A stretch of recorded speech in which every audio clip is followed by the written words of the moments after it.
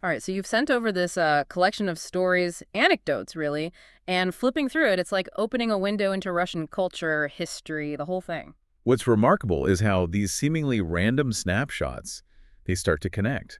We see familiar faces pop up, shared themes, get a real feel for the atmosphere of that time. Yeah, and it grabs you right from the start, like the opening scene with that concert. Oh, you mean the one with Oleg Yeah, Karabakh? that's him. Packed house, all these different kinds of people, and they were there to see this, and I'm quoting here, scandalous musician. What was so scandalous about him? That's the question, isn't it? The source material, it throws us right into the thick of it. It's this electric atmosphere, a sense of anticipation, even a hint of danger. It makes you wonder, who is this Karavichuk? What makes his music so provocative, so scandalous?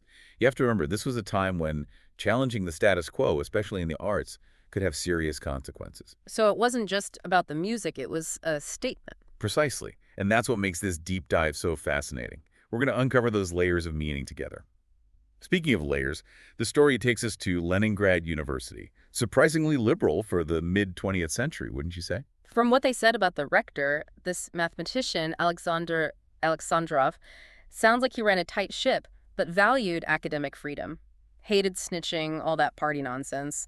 No wonder it drew such a diverse crowd. Absolutely. Think about it. Lev Gumilev, the historian with his unconventional ideas, Vladimir Uflin, the influential literary critic that were pushing boundaries, and the university, thanks in part to Alexandrov, gave them space to do that. The source material even talks about this funny story. People getting leather for pants from this old barge. Ah, yes.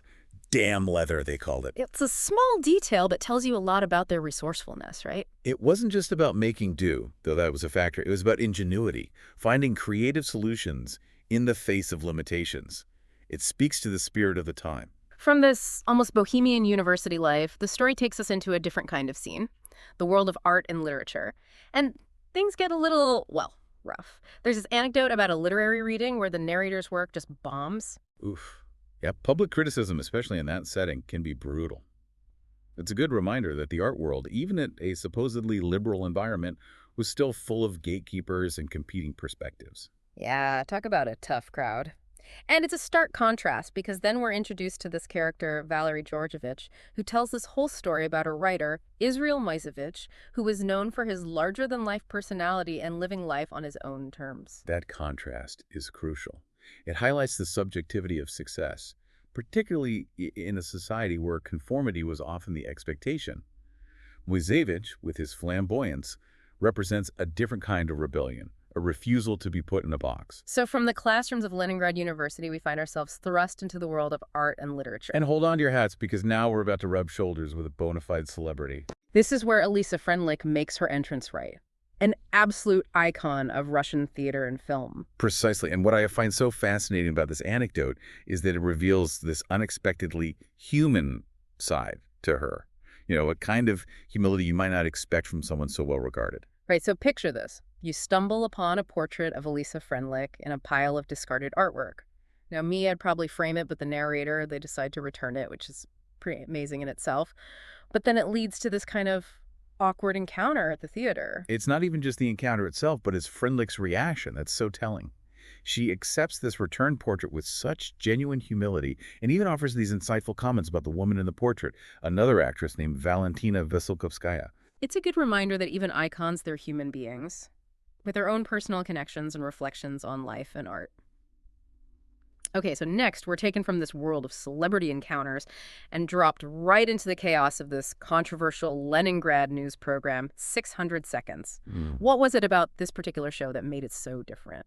See, 600 seconds. It wasn't your run-of-the-mill evening news. It was loud, brash in your face, kind of like the news equivalent of a shot of vodka.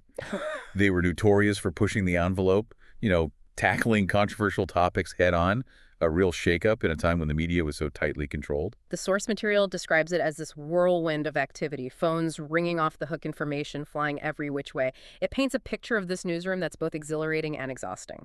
Absolutely. Yeah. You really get a sense of that pressure cooker environment, but you also see the personalities that thrived in it. The editor with his quick wit and his take-no-prisoners attitude. The narrator learning to navigate this chaotic world and finding their own voice within it. Sounds like trial by fire Leningrad style. And then from this high-intensity world of television news, we're brought back to the power of music. Look, yes. This is where our friend Oleg Karevicek makes a reappearance. Remember that packed concert hall, that feeling of anticipation from the beginning of our deep dive? Well, turns out that wasn't just a one-time thing. Karevicek clearly had a profound effect on the narrator, drawing them back again and again. Like his music embodies something essential about this whole era. Precisely. It's raw. It's emotional. It challenges convention, much like the times themselves. And in a world that was often restrictive, Karevicek's music offered a space for freedom of expression, a kind of release. The source material really emphasizes the emotional depth of his music. It makes you want to hear it for yourself to unravel its mysteries. Hmm. Okay, so from the sublime to the, shall we say, complicated, we're now introduced to Pavel Dybenko, a major figure in early Soviet history, wouldn't you say? Oh, absolutely. Dybenko is one of those figures history can't seem to make up its mind about. Yeah. He rose to power during the revolution, a period of massive upheaval, and he was instrumental in the Bolshevik takeover.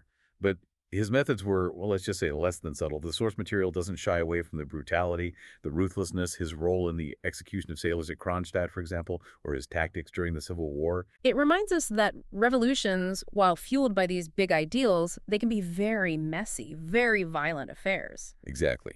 Dybenko embodies that paradox. He was a complex figure, shaped by the tumultuous events he was a part of. To really grasp who he was, you have to understand the context. The question it raises, and one that historians are still grappling with, is do the ends justify the means? Was his ruthlessness a necessary evil in pursuit of a greater good? There are no easy answers. And then there's his personal life, which honestly could be a whole other deep dive. The source material mentions his marriage to Alexandra Kollontai. Kollontai. Now, there was a revolutionary in her own right, but in a completely different arena. A staunch advocate for women's rights, a champion of free love, she challenged the very fabric of traditional society, especially for that time. Talk about a trailblazer. Their relationship alone sounds like a powder keg. Just imagine the passion and political intrigue. But for now, our focus is on Dybenko. And then the story shifts to another fascinating character, Nikolai Krylenko. Krylenko is particularly interesting because he represents that almost Shakespearean rise and fall that we see so often in the Soviet system. He was a true believer, utterly devoted to the revolution, and a close confidant of Lenin himself. He was essentially Lenin's right-hand man, instrumental in shaping the new legal system. But, as with so many others, his story takes a dark turn during Stalin's purges. It's a chilling thought. One minute you're at the top of the world, hero of the revolution, and the next you're branded a traitor, your life ripped away by the very system you helped create. Krylenko's story really underscores the human cost of totalitarian regimes. The purges were a time of immense paranoia and cruelty, when even the most loyal could fall victim to suspicion and fear. It's a stark reminder of how power can corrupt even the most idealistic of hearts. It's like we're seeing these historical events, these revolutions and purges, play out on a personal level, seeing the real impact on people's lives. Absolutely. And, as we're going through these stories, it strikes me how easy it is to think of history as something distant, something that happened over there. Right, like it's this faraway echo. But these stories, they remind us that history is made up of individual lives. People with hopes and dreams, fears, regrets, just like us. Take, for instance, that story about the young man, Maxim, who goes off to serve in the army. His story was tough to read.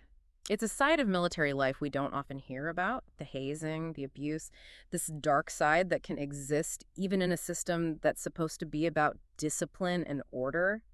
And the source material really gets into the psychological impact of those experiences, the way trauma can have this lasting effect on a person. Makes you think about how we deal with those kinds of experiences, the ones that really challenge our worldview. Heavy stuff. Maybe that's why it's interesting that the source material then takes us in this completely different direction into the world of writing. There's this really fascinating thread running through all these stories, this idea of creation, of finding your voice amidst the chaos. And we see that through all these different lenses, music, art, and now writing. There's something almost sacred about it. I completely agree. It's about taking those raw, messy experiences and transforming them into something meaningful, something that resonates with other people. There's that anecdote about the narrator learning to type. Oh yeah, and it's not just about learning to type. It's about what it unlocks. That feeling of flow, where words become a way to explore, to process emotions, to make sense of the world. Exactly. And that act of creation, whether it's music, painting, writing it, becomes a form of resistance, a way to reclaim your agency in a world that often feels chaotic and out of control. Thinking back on this whole journey through these snapshots of Russian life, it's amazing how certain themes just keep popping up. Themes that connect with us all across time and cultures. I know. The search for identity, the struggle for freedom, the power of love, the weight of loss. These are timeless universal themes. But they take on this added weight, this resonance within the context of Russian history. And the narrator's closing thoughts about uncovering hidden histories, that really hit home for me. It reminds us that history isn't just dates and battles. It's about people, their lives, their stories, and often the stories that haven't been told, the ones that are waiting to be discovered. And those hidden histories have this incredible power to reshape how we understand the past. They challenge the narratives we thought we knew. So as you continue to explore these stories, keep asking yourself, whose voices are we still missing? What other perspectives could shed new light on this rich tapestry we call history? It's a good reminder that history is a conversation. It's always evolving as we unearth new perspectives, new interpretations. And this deep dive has given us a lot to think about, a lot to unpack. It certainly has. And remember, this is just the beginning. These stories are like doorways to a much larger world waiting to be explored. So keep exploring, keep those questions coming, and most importantly, keep those amazing sources coming. Until next time.